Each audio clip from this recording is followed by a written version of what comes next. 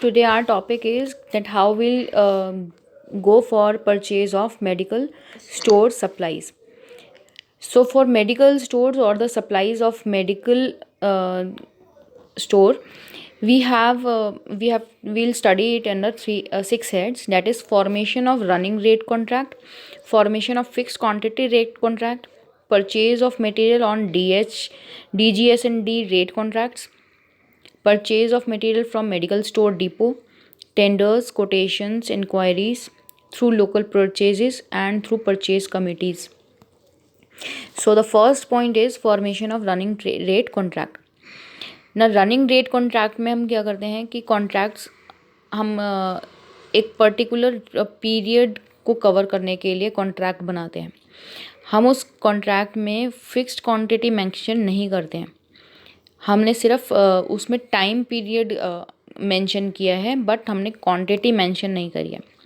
ना like such and such material is required for the session 2020 to 21 और for 1 year like this.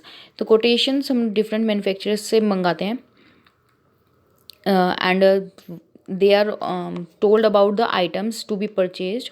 Open tenders को float करते हैं on media channels like news agencies, newspapers to attract the attention of maximum of suppliers. Running rate contract इसीलिए useful है क्योंकि suppliers खुद हमारे पास आते हैं कि we'll supply you with such and such drugs and medical items. Tenders are also issued to major manufacturing concerns. In this type of purchase procedure हमें एक गुड क्वालिटी स्टफ़ का ध्यान रखना है. टेंडर्स शुड हैव क्लॉजेज कि हमें कोई भी जो डील है वो लॉन्ग तक चले एंड सब स्टैंडर्ड मटेरियल उसमें ना आए. Definite date and time is given to the manufacturer for the tenders. Similarly, जब कोटेशंस आनी होंगी, रिसिप्ट ऑफ कोटेशन के लिए भी हमारे पास डेफिनेट टाइम एंड डेट होगा. कोई भी कोटेशन आफ्टर दैट टाइम और आफ्टर दैट डेट हम नहीं लेंगे. So it is equally important कि quotations are open on specific time and on specific date. तो जितनी भी फर्म्स हैं उन सबको वो कोटेशन भेजनी है एंड उन कोटेशंस को खोलने के टाइम पे the representatives of the firms have to be present there, ताकि वो कॉन्ट्रास्ट देखेंगे एंड वो देल सी कि क्या उसमें किसका कोटेशन में ज़्यादा बेटर प्राइसेस है. तो the work is given to them या according to that quotation, according to that price the supplier is decided. So contract को फाइनलाइज करने के बाद में there has to be strict observation that की स्पेसिफिकेशंस हैव बीन नोटेड और not. Specifications को हम बहुत अच्छी तरह से चेक करेंगे. वंस कोटेशंस फाइनलाइज हो गई हैं, हॉस्पिटल इंटरेस्ट इज़ दैट हम सप्लायर्स को फाइनलाइज करें, बट कहते हैं हॉस्पिटल को फर्स्ट सेकंड थर्ड 3 प्रेफरेंसेस रखनी चाहिए. इन केस फर्स्ट प्रेफरेंस हमारा फेल हो गया to execute the supplies, to give the supplies due to any XYZ reason, then the hospital has the right to go for second preference. ना उस जो contract होगा उस कॉन्ट्रैक्ट में या उस कोटेशन जब खोलते हैं कॉन्ट्रैक्ट में ये गिवन होगा कि this is our first preference, this is our second preference and this is our third preference.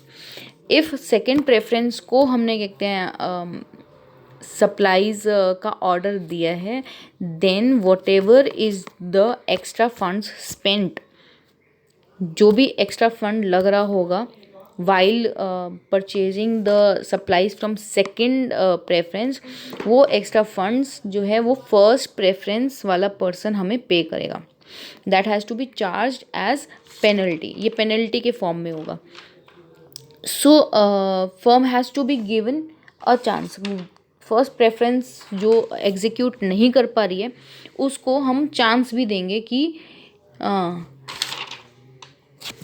उसको हम चांस देंगे कि टू शो कि वो क्या कि उसने हमारे को सप्लाईज क्यों नहीं दिया. why there is so much delay या why he is unable to give the supplies. In case if the explanation is satisfactory or the firm can have that evidence, तो no penalty is to be charge and उसमें कुछ भी illegal नहीं है. Then the जो hospital है he'll not pose any penalty on that firm.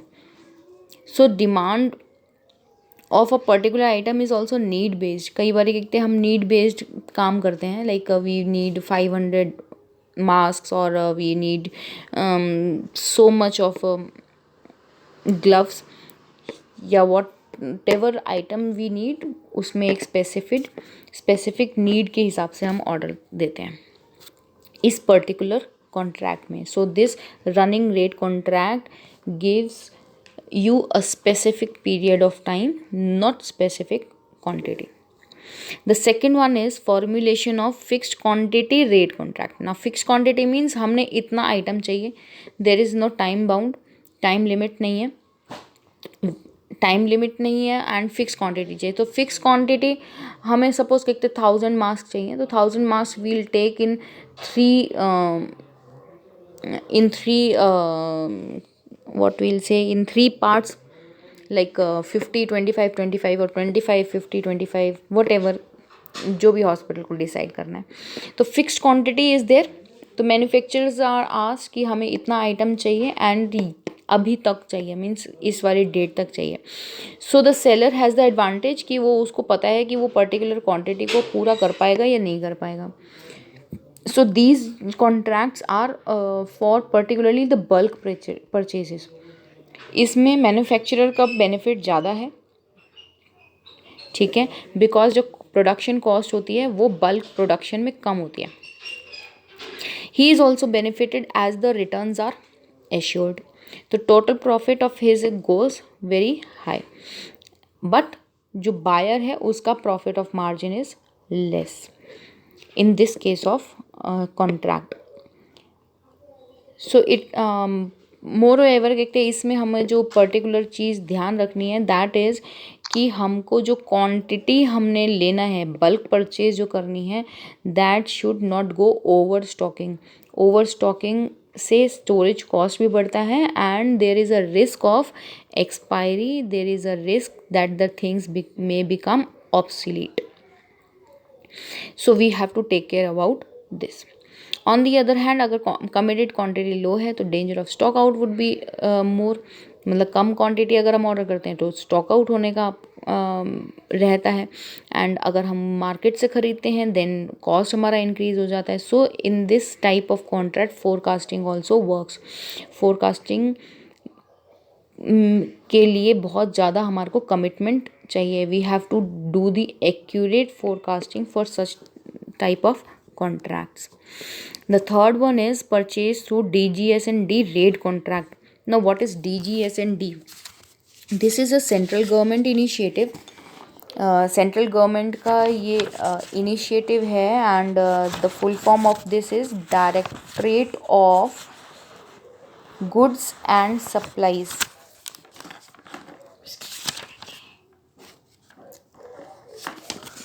Yeah, hold on.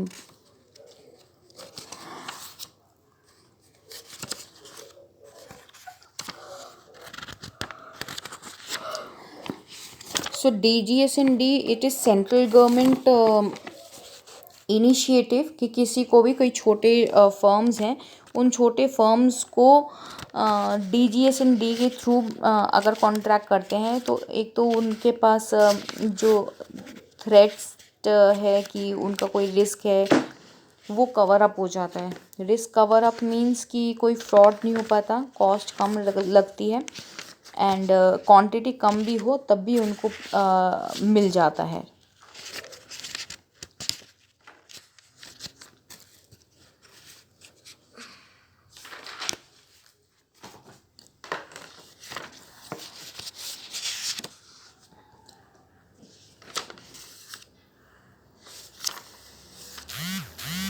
I had written about this. Okay, then I'll tell you.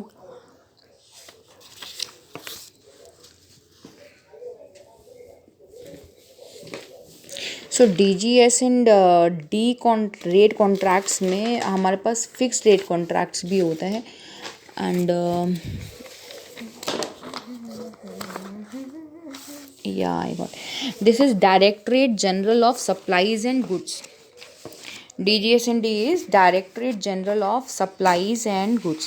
This is Central Purchase Organization of Government of India, which is functioning under the Ministry of Commerce and Industry. I am repeating it again.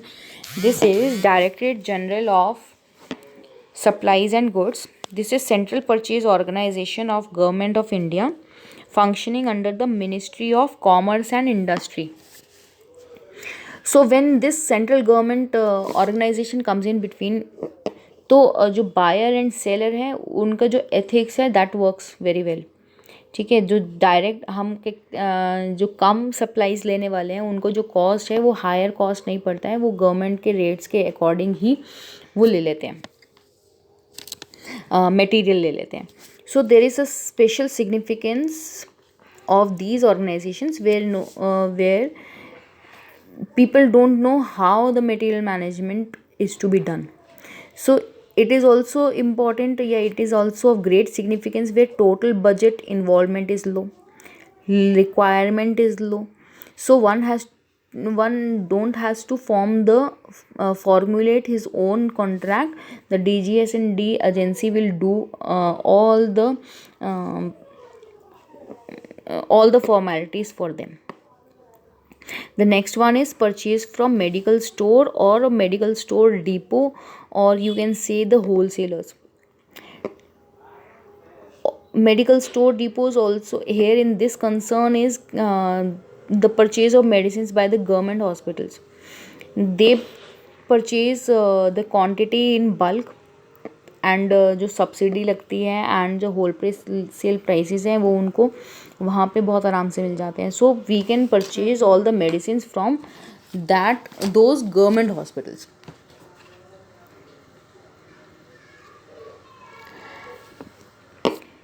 Then in this case government hospitals can directly place a demand with these depots. ठीक है, the indents have to be placed with these depots well in advance. Depot manager intimates the authority that what amount is involved. वो payment वो advance में उनको दे देते हैं. Advance payment मिलते ही depot जो है डिस्पैच कर देता है all the goods. So theoretically it is very simple method of purchase and this system does not create any problem, but the indent has to be placed well in advance and the payment has to be given well in advance. दो ही condition है, आप requirement उसको requirement time से दोगे and the payment time से दोगे. Problem comes in forecasting again. अगर wrong आपने फोरकास्ट किया then the quantity will be disturb. And secondly अगर आपने क्वांटिटी कहते हैं बल्क में ली है and then there is increased storage cost. Drug expiry का हमको ध्यान रखना पड़ेगा एंड ड्रग ऑब्सोलीट ना हो जाए उसका भी ध्यान रखना पड़ेगा. Then the second difficulty is that the indenter can know the items supplied only when the consignment arrives, which gives him very little time to procure all the items. Means जब वो indent भेजता है तो जब indent supply सारी उसके पास आ जाती हैं तब उसे पता लगता है कि क्या क्या उसको स्टॉक में नहीं आया है. सो प्रोक्योरमेंट परचेज में वहाँ वो डिफ़िकल्टी फेस करता है. थर्ड डिफ़िकल्टी इज़ कि उसको सप्लायर से कोई लेना देना नहीं रहता. There is no rapport between him and the actual seller. So जो डिफ़िकल्टी आती है that is purchase from MSG. MSG is ministry of supplies and supplies department.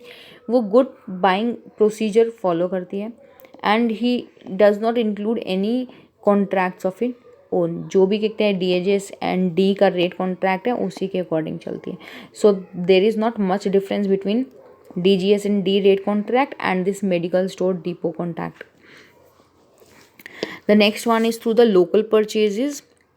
Local purchases are limited, जब आपको कम क्वांटिटी चाहिए एंड जिस चीज़ की expiry बहुत जल्दी हो जाती है, जिसका शेल्फ लाइफ कम है, वहाँ पर आप लोकल परचेज कर सकते हो।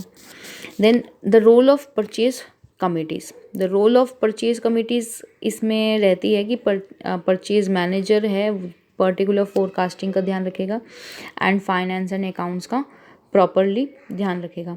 Then he has to take care कि जो कोटेशंस आई हैं वो कोटेशंस सील्ड हैं, कोटेशंस लीक नहीं हो रही हैं, एंड जब फाइनल डिसीजन होगा he has to take care कि स्पेसिफिकेशंस जो भी उन्हें चाहिए दे आर पर्टिकुलरली चेक्ड। जहाँ पर भी कैश पेमेंट का इन्वॉल्वमेंट है, टॉप मैनेजमेंट को वो लोग इन्वॉल्व करते हैं। Now next one is group purchasing.